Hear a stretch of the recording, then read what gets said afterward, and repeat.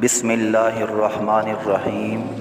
شیخ عبد الرحمن بن سلام نے کتاب العقائد میں نقل کیا ہے کہ حضرت سلیمان علیہ السلام نے جب دیکھا کہ اللہ نے ان کے لیے دنیا کو وسیع کر دیا اور دنیا اس کے ہاتھ میں ہو گئی تو کہنے لگے، اے میرے معبود، اگر مجھے اجازت دے کہ میں تیری تمام مخلوقات کو پورے سال کھلاؤں تو بہتر ہوتا۔ تو اللہ تعالیٰ نے ان کے پاس وحی بھیجی کہ تو اس پر ہرگز قدرت نہیں رکھتا۔ پھر درخواست کی، یا الہی، ایک ہفتہ، تو جواب ملا، اس پر بھی قدرت نہیں رکھتا۔ پھر درخواست کی، یا الہی، ایک دن، فرمایا اس کی بھی قدرت نہیں رکھتا۔ بہرحال اللہ تبارک و تعالیٰ نے ایک دن کی اجازت دے دی تو حضرت سلیمان علیہ السلام نے تمام جنات اور انسانوں کو حکم دیا کہ وہ تمام کے تمام ان چیزوں کو جمع کریں جو زمین میں ہے، یعنی گائے، بیل، بکریاں، دمبے وغیرہ، اور ان تمام چیزوں کو جو جن سے حیوانات میں سے ہیں، یعنی پرندے وغیرہ۔ جب جنات اور انسانوں نے ان چیزوں کو جمع کر لیا تو اس کے لیے بڑی بڑی دیگیں تیار کی گئی۔ پھر ان جانوروں کو ذبح کیا گیا اور ان کو پکایا گیا، اور ہوا کو حکم دیا گیا کہ کانے پر چلے تاکہ خراب نہ ہو۔ پھر کانوں کو جنگل میں پھیلا دیا گیا۔ اس کا طول 1 مہینے کی مسافت کے برابر تھا اور اس کا عرض بھی اتنا ہی تھا۔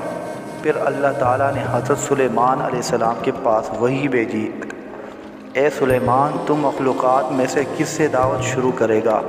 تو حضرت سلیمان علیہ السلام نے فرمایا کہ میں دریا کے جانوروں سے شروع کروں گا۔ تو اللہ تعالیٰ نے بحر محیط کی ایک مچھلی کو حکم دیا کہ وہ حضرت سلیمان علیہ السلام کی ضیافت میں سے کھائے۔ چنانچہ اس مچھلی نے سر اٹھایا اور کہا، اے سلیمان، میں نے سنا ہے کہ تو نے ضیافت کا دروازہ کھول دیا ہے اور آج میری ضیافت تو کرے گا۔ حضرت سلیمان علیہ السلام نے فرمایا، لے اور کھانا شروع کر۔ چنانچہ وہ مچھلی آگے بڑھی اور دسترخوان کے شروع سے کھانے لگی۔ مچھلی نے اس قدر کھایا کہ ایک ساتھ میں سارا کھانا صاف کر دیا۔ پھر اس مچھلی نے آواز لگائی کہ اے سلیمان، مجھے کھانا کھلاؤ اور میرا شکم سیر کرو۔ حضرت سلیمان علیہ السلام نے فرمایا کہ تو سارا کھا گئی اور اب بھی تیرا پیٹ نہیں بھرا ہے؟ تو مچھلی نے کہا، کیا اسی طرح میزبان کا جواب ہوتا ہے مہمان کے لیے؟ اے سلیمان علیہ السلام، آپ خوب جان لیجئے کہ میرے لیے ہر روز اس طرح جتنا تو نے پکایا، دن میں 3 مرتبہ متعین ہے، اور آج میرے کھانے کے روکنے کا سبب تو بنا ہے اور تو نے میرے کھانے میں کمی کر دی۔ اسی وقت حضرت سلیمان علیہ السلام اللہ کے سامنے سجدہ کرتے ہوئے گر پڑے اور کہنے لگے، پاک ہے وہ ذات جو کفارت کرنے والی ہے مخلوق کی روزیوں کے ساتھ، جہاں سے مخلوق جانتی بھی نہیں کہ کہاں سے آتا ہے۔